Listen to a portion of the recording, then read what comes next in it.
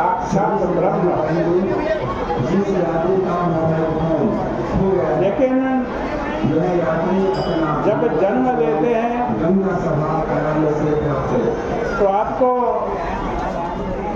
रामायण में श्री राम जी का चरित्र मिलेगा, और जहाँ पर आपको श्री राम का चरित्र मिले आप उससे कुछ सीखिए। गोस्वामी जी कहते हैं प्रातःकाल उठकर भगवान राम माता पिता एवं गुरु के चरणों में सिर झुकाते थे। काल उठी रघुनाथा माता पिता गुरु नाम माता। परंतु रामायण में भगवान राम का केवल मानवीय चरित्र ही नहीं, बल्कि उसमें एक और, यदि श्री राम जी का मनुष्यत्व मिलेगा तो दूसरी ओर श्री राम जी का ईश्वरत्व का भी दर्शन होगा। भगवान श्री राम जी ने क्या किया?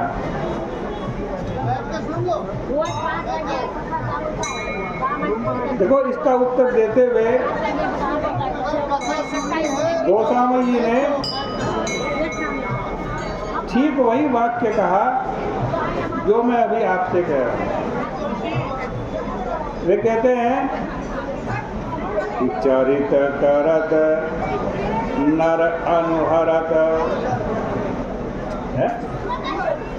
भगवान श्री राम जी जो चरित्र करते हैं उनको आप मनुष्य अनुकरण करें। क्यों करें? तो बता, संस्कृति सागर सेतु।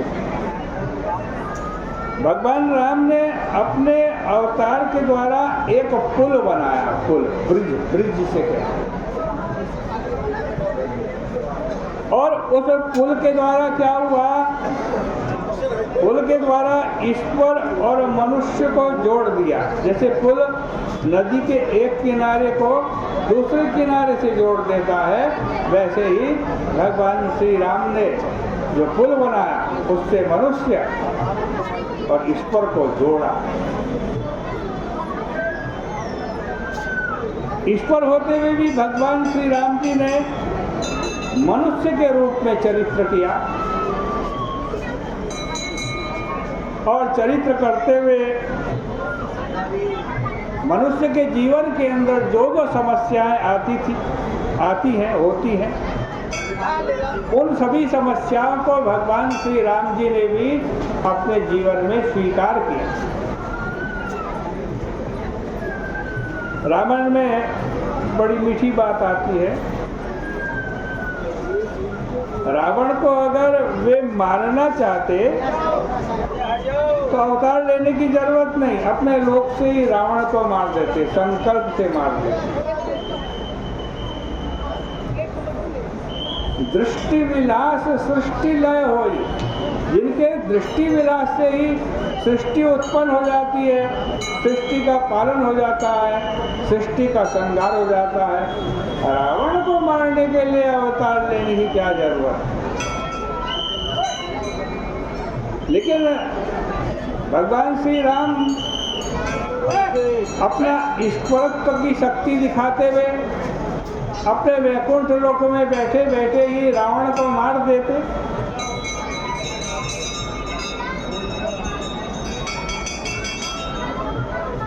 तो क्या वो ठीक होता?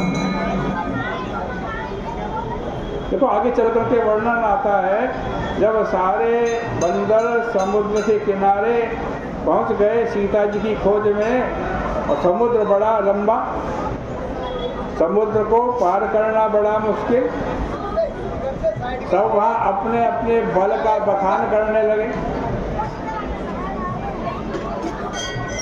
और तब लगा समुद्र पार करने की शक्ति किसी में भी नहीं है। सारे अपने अपने बल का बखान कर रहे थे, लेकिन एक व्यक्ति चुप बैठा था, कुछ नहीं बोल रहा। वो कौन था? वो हनुमान जी थे। हनुमान जी चुप बैठे थे। जामवान से नहीं रहा गया और तुरंत उन्होंने कहा, चुप साधि रहे हूँ बलवाना। अरे तुम कैसे चुप हो?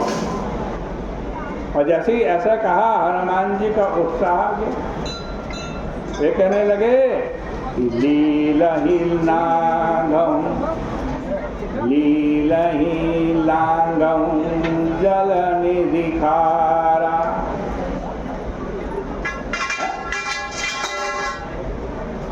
अरे लीलहि लांघऊँ,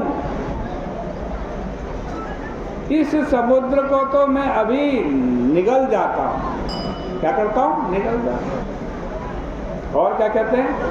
सहित सहाय रावण ही मारी, सहित सहाय रावण ही मारी, आन्यो इहाँ त्रिकूट उपारी, आनौ इहाँ त्रिकूट उपारी।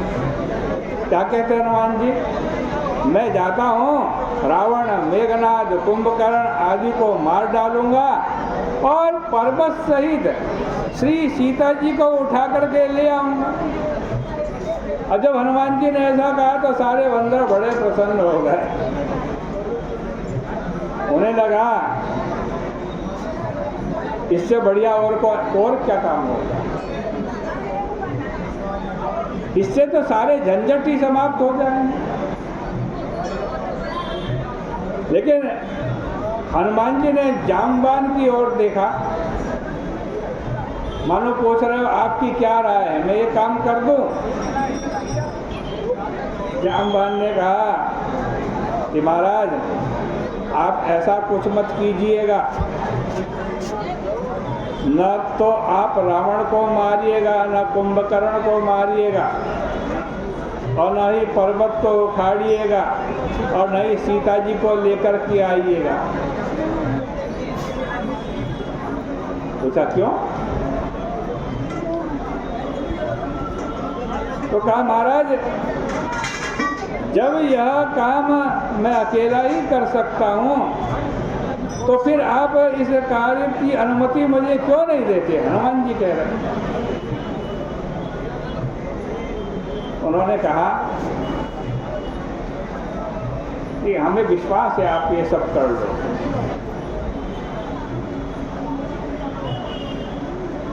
आप रावण को भी मार दोगे, कुंभकर्ण को भी मार दोगे, मेघनाथ को भी मार दोगे, पर्वत सहित सीता जी को उठा लिया, सब कुछ कर दो,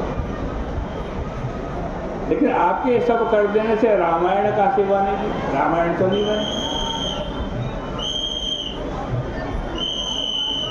आप अपनी महान शक्ति से रावण का वध तो कर देंगे, पर वस्तुतः भगवान राम अपने चरित्र में ये जो क्रम स्वीकार कर रहे हैं,